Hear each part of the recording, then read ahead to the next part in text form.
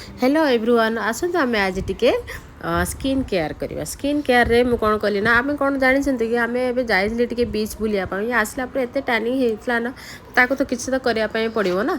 तो मुझे कौन कली ना कि मसूर डाली 2 चमच चाउल ताकू नहीं ग्राइंडर टिके माने पाउडर टिके बनईदेवे से कंचा क्षीर टिके पकईकी कौन करना फेस रे मसाज करदे सब आड़े टिके मसाज करदे ताकू किसी समय पर मसाज कला 5-10 मिनट पर ताको धोई नेबे। धोई सारला परे आमे सेकंड स्टेप करिया।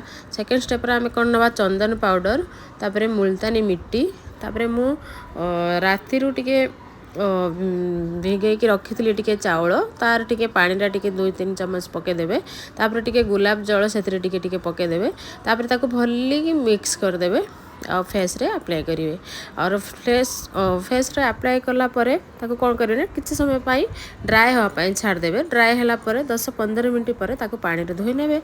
अब एमती कले आपन को अगर जदि टिके डार्क अच्छी फेस तो सभी किसी भी माने व्हाइट हो। चलो बाय बाय।